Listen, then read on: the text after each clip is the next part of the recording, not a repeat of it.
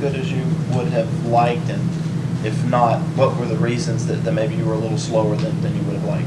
You know, at times, wanted to see a little bit quicker tempo. Obviously, going into the situation or to the game, we knew there was going to be some unknowns.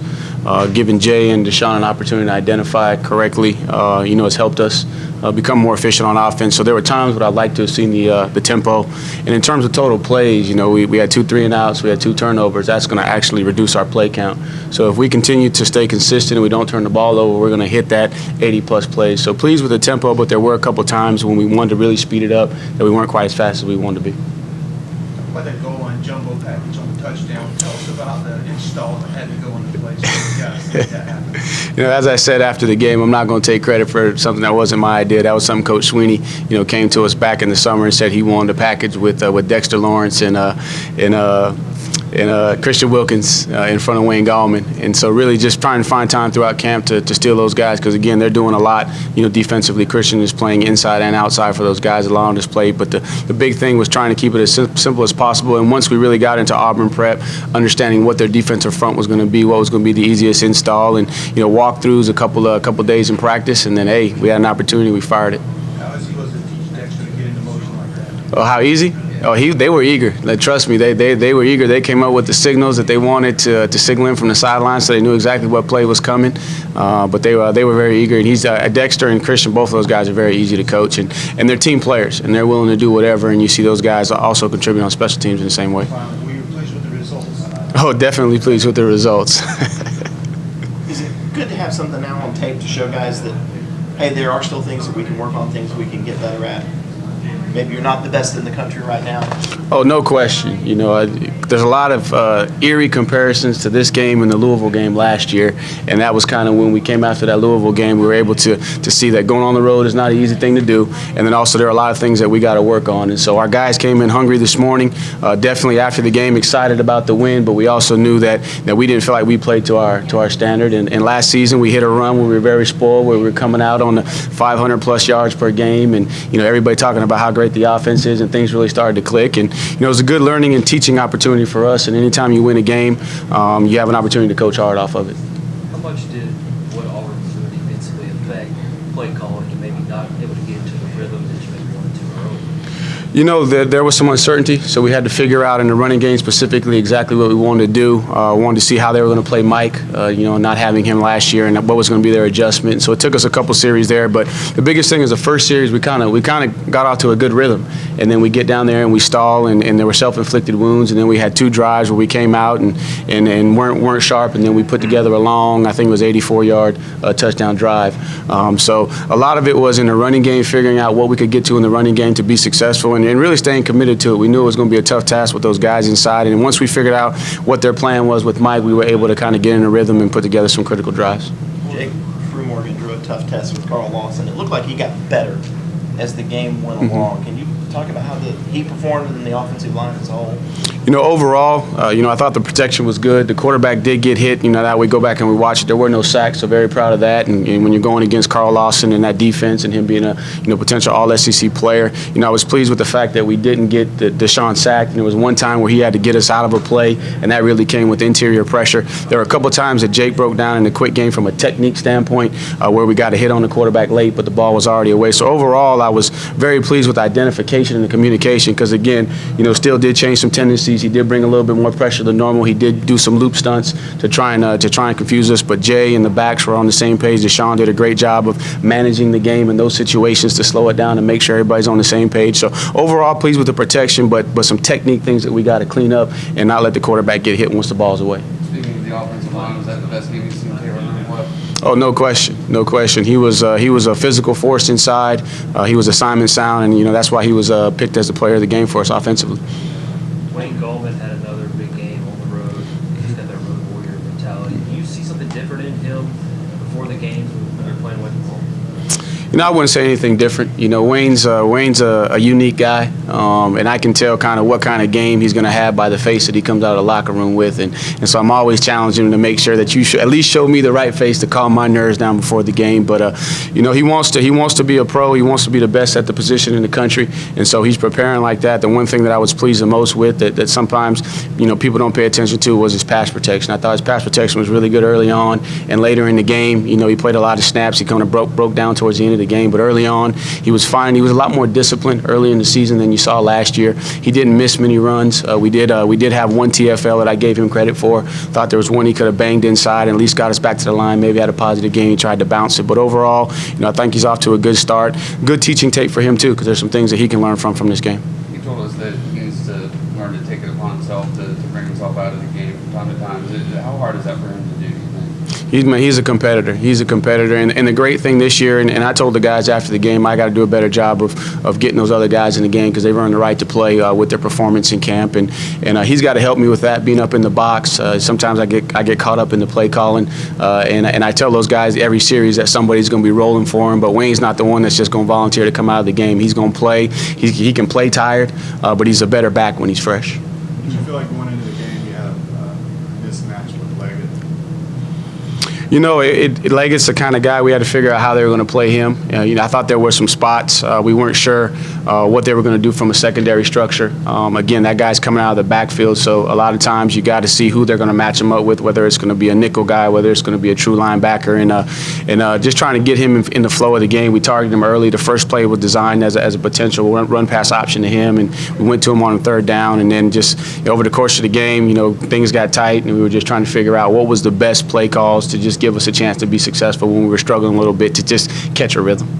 Tony, is the focus this week maybe more, hey, we know who we are, let's go do it, rather than this is what we didn't do at Auburn last week? Every week we're going to focus on us. Even going into the Auburn game, it's all about Clemson, and so this is just another opportunity to go back and really it's a humbling experience for our guys to say, okay, now we have to go put on the field, and live up to the expectations, and not focus on what everybody's saying, but focus on how we play. And if we get back to we weren't far off. It's a lot better as you go back and watch the tape. I admit I came off the field and 400 yards, and I mean that's a good performance on the road in the SEC versus SEC opponent, but not up to our expectations. So, we just got to understand that we got to get off to a fast start like we always do. We cannot have self-inflicting wounds. We had some critical errors at critical times that really kind of, from a rhythm standpoint, threw us off. So the biggest thing is just get back to being here in front of our home crowd, getting back to the basics, and everybody just committing to doing their job each and every play. What was the biggest thing Auburn did defensively that really enabled them to limit Deshaun's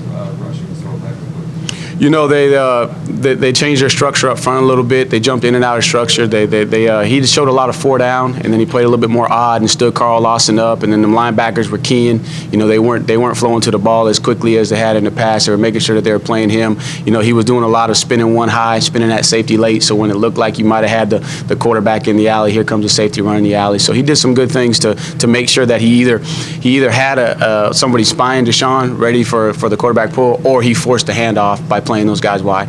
Tony, after watching the tape, what did you feel like Deshaun's best throw of the night was? The best throw was one of the touchdowns that was dropped in the going in towards their scoreboard on the left side. I think it was a slant and go to Mike, and he dropped it in the bucket, and that's probably his best throw, I thought. And the best play was when he knew that it was an all-out blitz and he had to buy a little bit of time, and he maneuvered in the pocket, he backed up, and he threw a strike out there for Hunter to make a good play. Was it their defense in the middle? You talked about rolling safeties and things like that. Was that why the middle of the field seemed like you guys weren't going there as much and a lot of throws to the sides? Or what was the deal with that? Over the middle of the field, you're always just conscious of backers dropping into coverage, and obviously Mike's on the outside, Artavis is on the outside, and really man coverage. We thought we were going to get a little bit more man coverage, which opens up some of the middle of the field with Leggett across the middle. The big thing was we found what was working, and we just tried to stick with what was working as opposed to trying to attack a certain area of the field. Back to the offensive line for a second. Going on the road, communication issues, often big that first time, but no procedure penalties, no holding, things like that. Were you surprised at all that this group was able to perform so well for from that standpoint? You know, I was pleased. That was a concern going into that environment. We knew it was going to be loud. Heck, I was even up in the press box, and we had the press box open, and I had to shut it because it was so loud. But you know, very pleased, especially with a young right tackle and a young left guard. You know, not being in that environment as much, and just the communication and Deshaun taking control. And we did have 2 procedural penalties at the tight end position. We did jump offsides first play of the game, and I think Elliott had an offsides penalty. But overall, was pleased with the communication. We still got some things to work out from a signaling standpoint. You know, we're still trying to get comfortable with the live signaling in the game to make sure that we're all on the same page. And then we got to clean up some issues coming. We had the one issue coming off the sideline where we had to burn 2 timeouts, which is on us. We got to do a better job as coaches. Tony, last year you all had an uncanny knack to be able to answer scores and carried over again to this game at all. Is that a mindset? What is that makes up that for your offense? You know, I think it's we have an expectation that every time we take the field, you know, it's our job to score. But we just happen to find a rhythm, and I think that early on, you know, we had that rhythm going in the first drive. We lost it for 2 drives, and we come right back and we find it in the 4th drive. And you know, it's just a testament to those guys that they don't panic. You know, that's one thing that we had last year, and I think that this offense is going to have as well, is just that chemistry to never panic. We got the ability to answer, trusting the coaches and trusting the process that we're going to put them in a good position to be successful. So I think it's just a combination of those guys having confidence that we're going to find the answers. We're going to be able to counter as coaches, and then they just got to stick to it and don't give up and just play football, and good things are going to happen. How big then does patience come into high up-tempo and urgency? You know, that's something that we're constantly, you know, having conversation on, because in a true up-tempo offense, it's not based on perfect play. You know, it's not based on getting into the right situation each and every play. But we have the ability with our center, with our backs back there, and definitely with our quarterback to get ourselves in a good position. But at the same time, we still want to stress the defense and go fast. And so, you know, there's some things that we got to do. We did have a couple tempo plays where we were a little bit too slow trying to get it off. So we got to work through those issues as we continue to progress in the season. So it's a balance that we're trying to master, because when you talk about philosophically, the two don't actually go together. When you're a tempo team, it's all about play count, and then when you got a guy like Deshaun and you got a veteran center like Jay, you definitely want to get into good situations as well. And I think that's the difference of being able to counter. We're able to sustain drives. You know, we had a 75-yard touchdown drive, then we had an 84-yard touchdown drive. We had several long drives versus top defenses back here, and that's been the difference, being able to know in the proper time to slow down so that we can sustain a drive to maintain that snap count. One guy on the offensive line doesn't get talked about a lot is Tyrone Crowder. Seems like he's really matured and is out there looking like one of his better games. He really has, and you saw the difference, you know, in my opinion, up front with him and Hernan there, just that physical mentality and ability to create some double teams and move some people. You know, I think that's going to be a difference for us up front, really being able to create some movement. And Tyrone will admit that he had some good plays, but he had an opportunity to play a little bit better at spots. And so we're going to challenge him. We're going to challenge all those guys up front. And again, this is a great learning opportunity for our offense. And we had some young guys. We had a lot of unknown. Definitely not satisfied. We know that there's a lot to improve upon, but this is an opportunity for us to coach them hard. You guys haven't played at home since last November, so how next will be finally back? You know, just excited for our fans. You know, our fans have been great, and they've traveled everywhere we've gone and almost made it like a home game for us in each of those situations. And so excited to get back and play in front of our home crowd and get an opportunity to be back here in the Valley and you know, take a little bit of stress off the guys. It's always a little bit easier to play at home. We have a lot of confidence playing in the stadium with the streak of games that we've won in a row here. So just excited to get back, but more so for our fans to have an opportunity to see this Tiger team. Are you going to be able to watch that Florida State game tonight and get a bit of the early scouting report on that defense? I wish. Big Cody, he's doing some things on defense at Troy that's going to keep us up here tonight, making sure that we're prepared. And obviously we'll peek at it once I get home if it's still on. But the most important thing, and I got to do a better job, and it was something we talked about today, is I got to do a better job of paying attention to my wife when I get home. Now that we're into the season, and making sure that I understand and respect the fact that her conversation is with a 3-year-old and a 10-month-old all day. She wants some adult conversation when I get home, and not me watching football.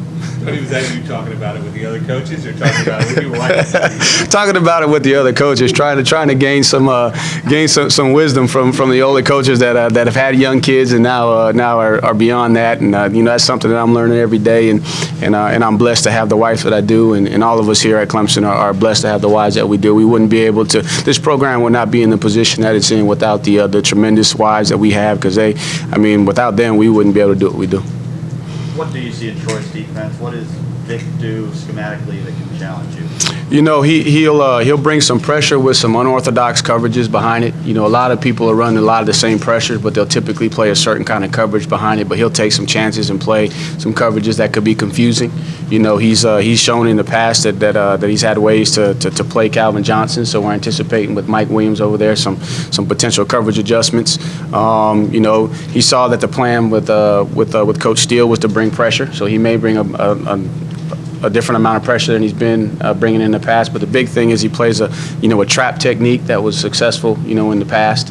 So he's got some things that he does that are kind of unique to him that we got to be prepared for. All right, appreciate it.